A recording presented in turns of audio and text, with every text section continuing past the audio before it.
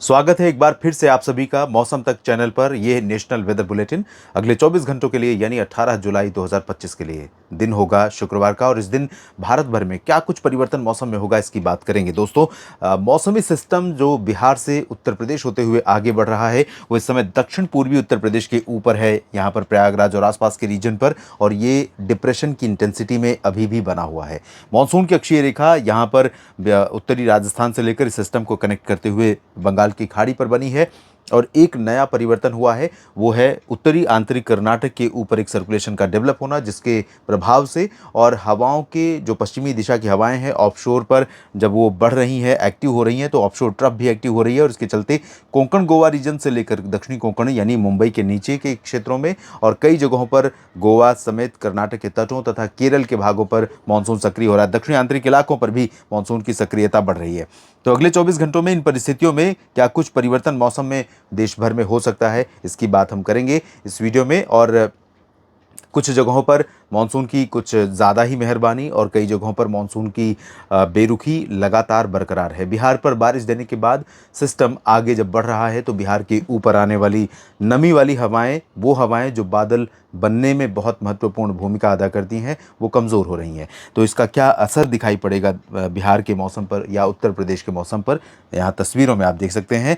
एकदम साफ नहीं रहेगा मौसम, आसमान बादल रहेंगे लेकिन उतने नहीं जो आज थे या पीछे बीते 24 घंटों में थे।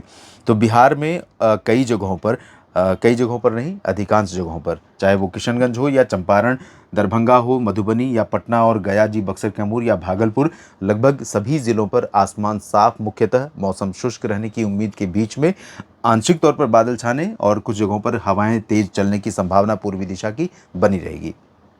टेम्परेचर बढ़ेगा, धूप का ड्यूरेशन बढ़ेगा, धूप ज़्यादा समय दिखाई देगी। बादल जब कम होंगे तो जाहिर सी बात है टेम्परेचर बढ़ेगा। लेकिन क्योंकि बरसात बीते 2 दिनों में कई जगहों पर ठीक ठाक हो गई है और अभी भी पूर्वी दिशा से हवाएं आ रही जो ठंडक लेकर आई, इस वजह से बिहार के कई ज़िलों पर मौसम बेहतर रहेगा। कंपेरेटिवली जो बीते दिनों में था उससे बेहतर रहेगा।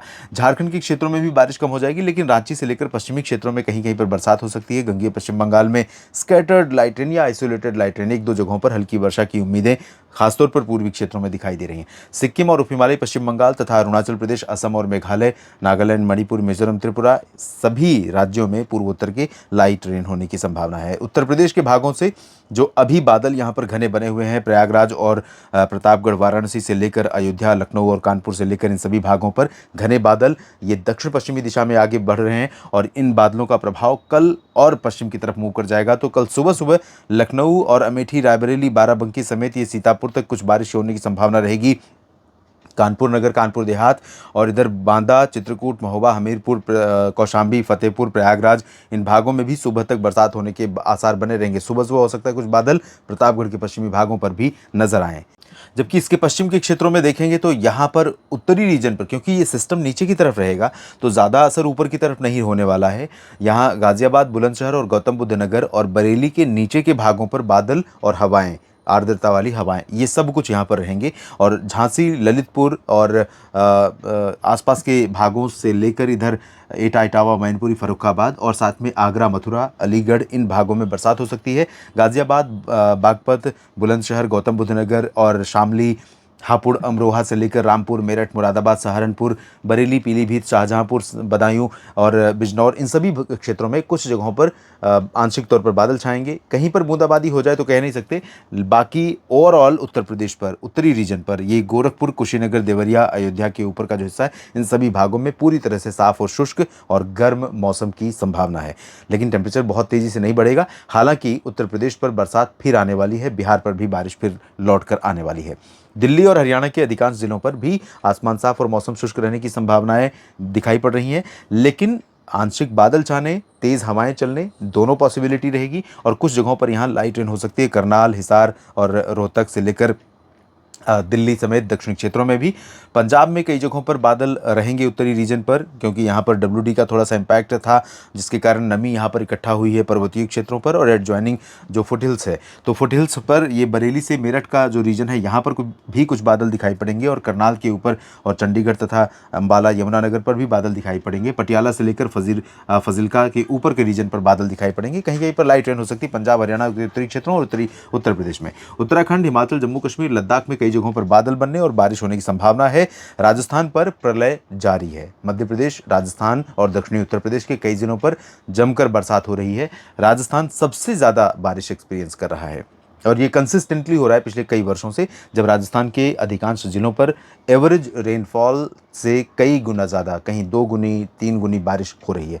और इसके चलते पूरा राजस्थान का जो इकोसिस्टम है, जो राजस्थान में यूज टू हैं, किसान लगातार खेती करते रहे हैं, कम बरसात वाली फसलों को लगाते बोते रहे हैं, उन फसलों को अब नुकसान पहुंच रहा है, क्योंकि उन फसलों को ज़्यादा पानी की ज़रूरत नहीं होती है। अब पानी वाली फसलें अगर बो दें, बरसात ना हो तो नुकसान, पानी वाली नहीं सूखी वाली फसलें बो दें, पानी ज़्यादा बरस जाए तो नुकसान। तो ये किसानों के साथ हर जगह कहानी है।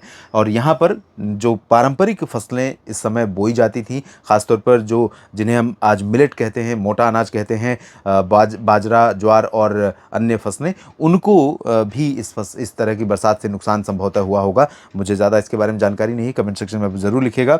इधर भरतपुर, अलवर, दौसा, करौली, धौलपुर, टोंक, सवाई माधोपुर, झुंझुनू और अजमेर, जयपुर, भीलवाड़ा, उदयपुर, डूंगरपुर, प्रतापगढ़, बूंदी, बारां, झालावाड़, कोटा, इन सभी क्षेत्रों में कई जगहों पर, और जोधपुर से लेकर बीकानेर तथा आसपास के भागों में कई जगहों पर हल्की से मध्यम के साथ कुछ जगहों पर तेज बौछारें गिर सकती हैं।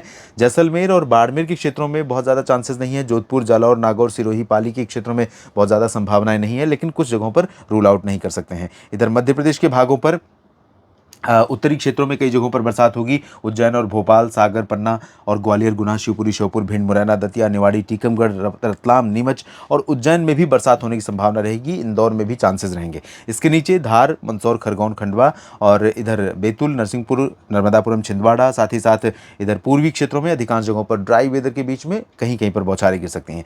गुजरात में सभी जगहों पर, सौराष्ट्र और कच्छ तथा पूर्वी क्षेत्रों में सभी जगहों पर मुख्यतः शुष्क मौसम के बीच में महसाना, पाटन, साबरकांठा, बनासकांठा में थोड़ी बहुत बौछारें गिर सकती हैं।